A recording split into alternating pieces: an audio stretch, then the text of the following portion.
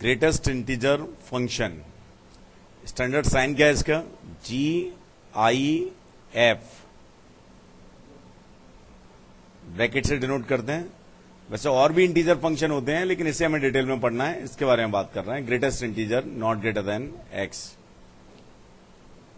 ध्यान से देखिए,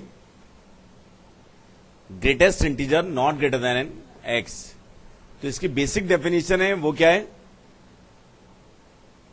जैसे अगर हम y equal to fx equal to bracket x के बारे में बात करें, ध्यान से देखना, तो हम क्या कह सकते हैं?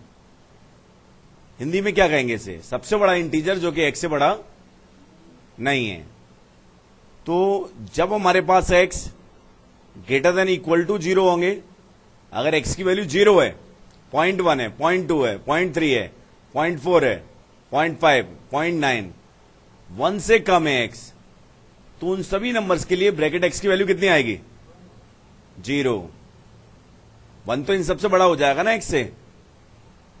The greatest integer not greater than x, सबसे बड़ा इंटीजर जो कि x से बड़ा नहीं है। बात समझ में आई कि नहीं?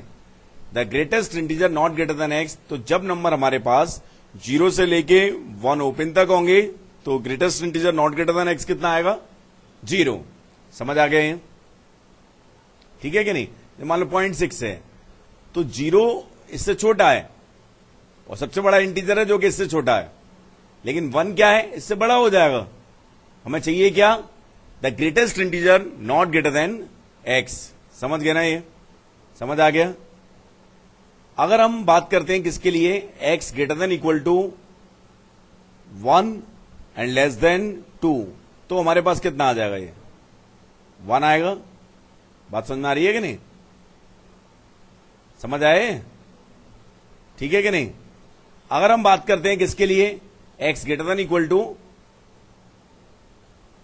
2 बट लेस देन 3, तो कुछ अलग आएगा। x greater than equal to 3 less than 4, इसके लिए 3, x greater than equal to -1 less than 0, इसके लिए कितना आएगा? कितना आएगा? -1। तो यहां पे 2 आएगा, यहां पे 3 आएगा, यहां पे -1। तो मुझे लगता है ये समझ आ गया होगा। जैसे मॉड x होता है, मॉड x से आउटपुट हमेशा क्या होता है? Non negative. तो greatest integer not greater than x से जो डेफिनेशन है, वो आउटपुट हमेशा क्या आएगा? इंटीजर। बात समझ में आई ना? ये आउटपुट हमेशा क्या आएगा? इंटीजर। समझ आ गया ये?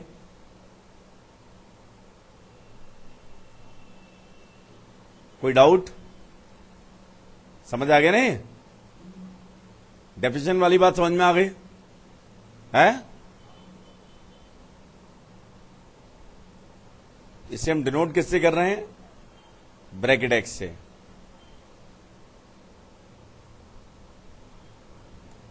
ठीक है। अगर हम इसका ग्राफ बनाना चाहें, ध्यान से देखना, ग्राफ कैसे बनेगा? इसकी रेंज में हमेशा क्या आएंगे? इंटीजर्स। इसकी रेंज में इंटीजर्स के अलावा कुछ आ सकता है क्या? नहीं आ सकता। अब बहुत ध्यान से देखना, अगर हम इसका ग्राफ बनाएंगे तो 1 तक के लिए वैल्यू कुछ अलग आएंगी। x 0 से 1 तक जा रहा है तो कुछ अलग होगा, 1 से 2 तक जा रहा है अलग होगा, 2 से 3 तक जा रहा है अलग होगा, 3 से 4 तक जा रहा है अलग होगा, 4 से 5 अलग होगा,